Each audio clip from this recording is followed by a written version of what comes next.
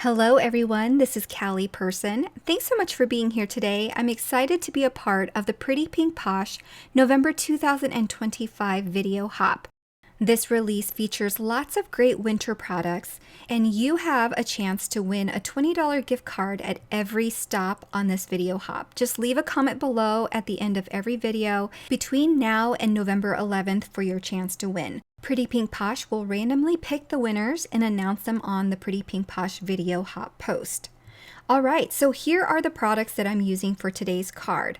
First, we have the Igloo Shaker dies, as well as the Penguin Holder dies, Winter Trees, a set of Snowy Hills borders to help you create scenes, and I'm also going to be using a few dies from an older set called Christmas Holder Editions.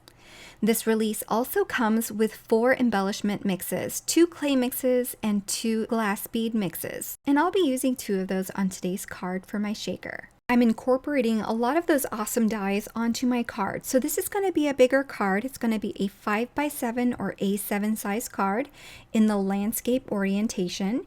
And I'm going to start here by ink blending my sky. I started with a lighter blue, and now I'm just going to ink blend the top portion with a darker blue until it blends nicely into the lighter blue.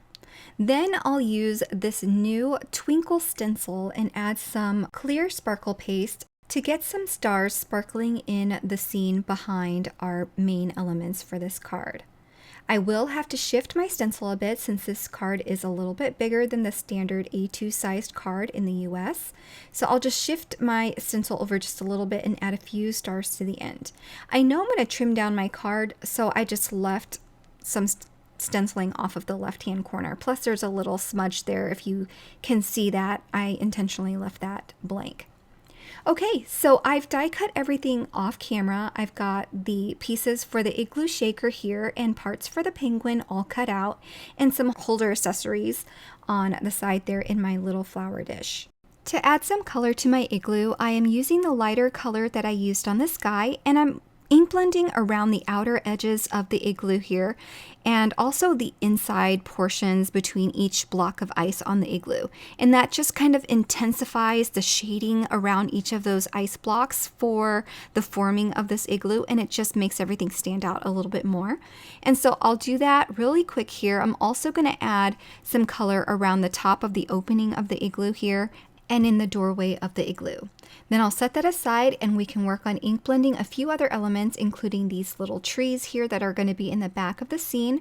These little trees are from the Winter Trees dies, and I've used the 2 smaller dies of the 3 available to die cut 3 of them and ink blended them lightly with brown ink. Now the penguin itself is die cut with a really dark gray, so I am ink blending around this penguin with some black ink. And I've masked off the hands also so that I can ink blend the top of the flippers there for some increased dimension. So now that I'm done ink blending, I can go ahead and start piecing things together. For the penguin, I'm going to attach the inside part of the body first. I'm just going to hold it there while I add some eyes. And I wanted the eyes to be black. I could have just left it gray and just glued it in place, but I decided to just use that piece as a template so that I can figure out where the eyeballs are going to be so that I can color it in black. I should mention that the eyeball dies are a separate die cut, so I could have die cut them in black and just glued them on top, but this is always easier for me not to have to worry about where the eyeballs should be positioned, and so I just positioned the eyes right over this white piece and just die cut it out beforehand. Whatever makes it easier for you, do that. Okay, so I added the beak and his little feet.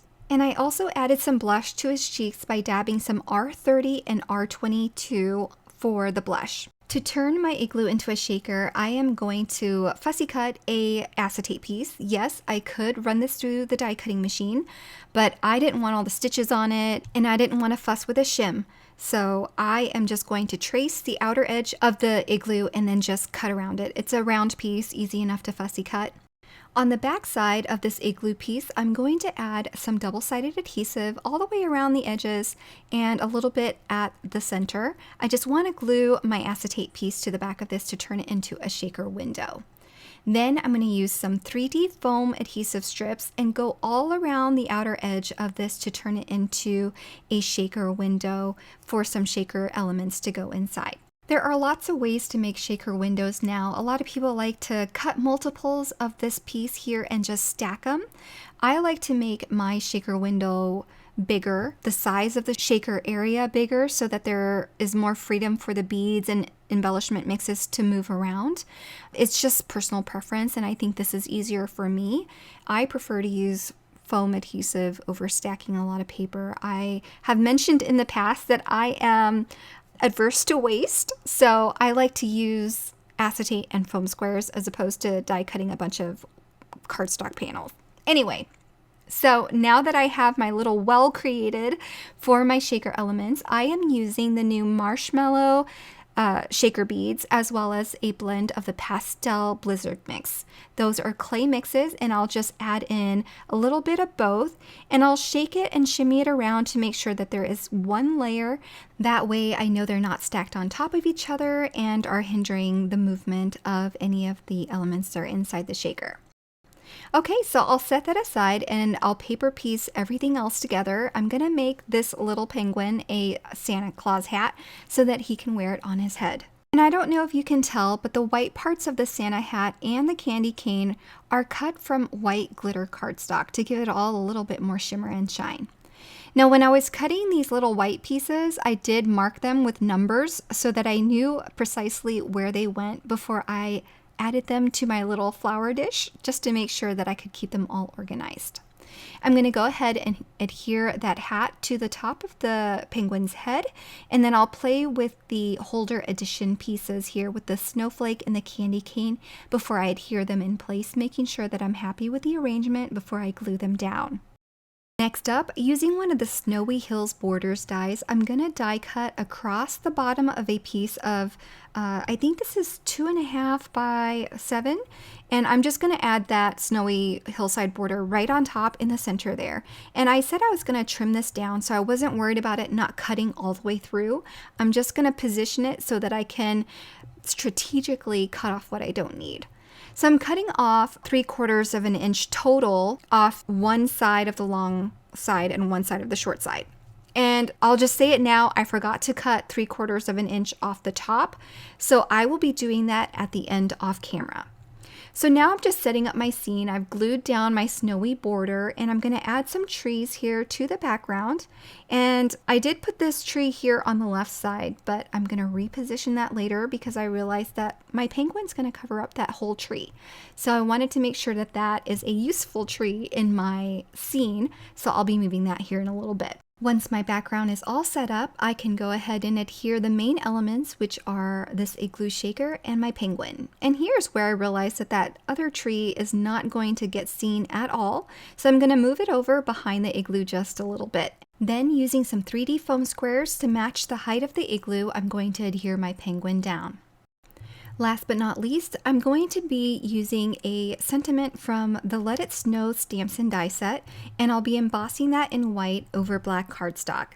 I'm stamping with Versamark ink. It's a clear embossing ink, and I'll sprinkle some white embossing folder over that and then heat setting it with my heat tool.